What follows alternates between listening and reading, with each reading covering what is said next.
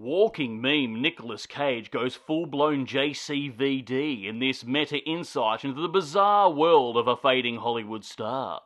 However, he gets sucked into a real-life spy thriller by the CIA. Watch Nicolas Cage give his best performance as himself in The Unbearable Weight of Massive Talent.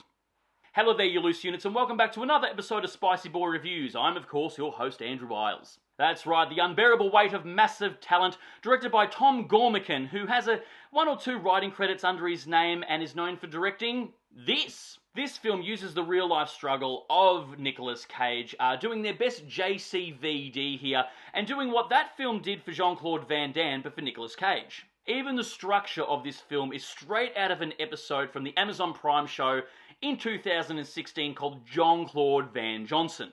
Specifically from episode 4 called If You're Lucky. But yeah, highly recommend that show on Amazon Prime. Go watch it. But on with the review, I digress. This film goes full-blown meta, playing up Cage's ego, and he's having a blast playing his greatest role yet, himself. He has an estranged daughter, he's going through a divorce, he's struggling with his fading stardom in Hollywood as well as having a spot of debt and having to constantly defend his crazy work ethic. This isn't just a little too close to home, no, this is Nicolas Cage having a wank in the bed in the home. His agent Barney Stinson books Nicolas Cage for a $1 million paying gig to make an appearance at a birthday party somewhere in South America hosted by a Pablo Escobar type played by Pedro Pascal.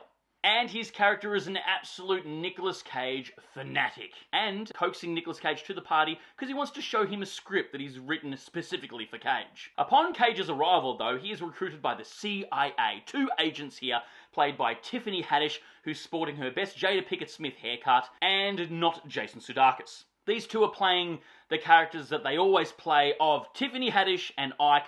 I'm not going to even fucking attempt to say that last name.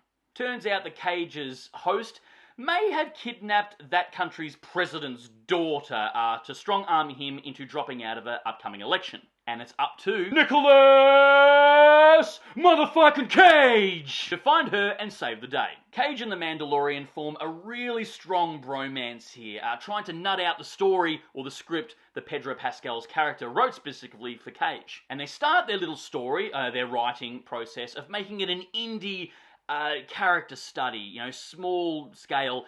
But then, of course, after a couple of acid trips and some paranoid, adventures in the town, it starts getting overbloated and becoming like this action-packed thriller in the same vein as The Hitman's Bodyguard. And if you're paying attention, that's exactly what happens to the structure of this film, making it an absolute meta-bukkake party. Cage also has an imaginary friend he talks to throughout the film, and of course, it's his younger self.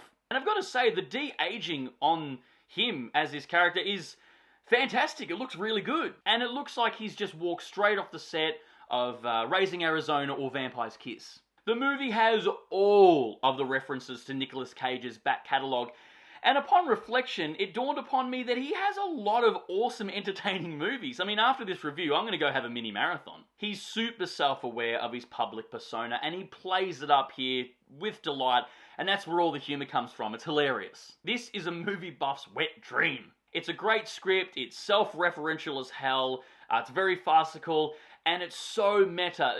More meta than if Scream had a threesome with Wayne's World and This Is the End. And I've got to say, Cage looks fantastic in this movie.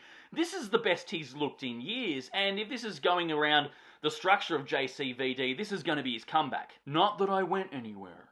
Also, his chemistry with Pedro Pascal is off the charts. These two are hilarious together.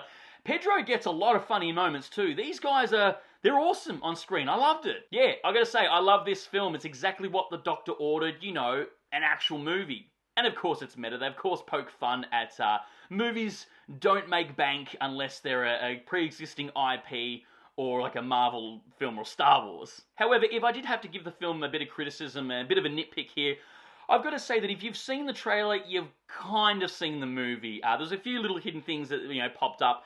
But yeah, that's my only really nitpick. I didn't mind it so much, but it may piss off others. But yeah, guys, I love this film. That's my review of The Unbearable Weight of Massive Talent. It's great. If it's still out in the cinemas when this review comes out, please go see it, but no doubt it'll be on streaming services before we know it. And of course, please write down below what is your favourite Nicolas Cage film. I'd love to hear it because, of course, you're a Nicolas Cage film. Who isn't? And if you've made it this far into the episode, please give me a thumbs up because your love and support keeps me going because I just love movies and I assume you do as well. And of course, don't forget to hit that subscribe icon because we give out episodes weekly and we'll see you back here next week for the next review. And until then, stay spooky, kids.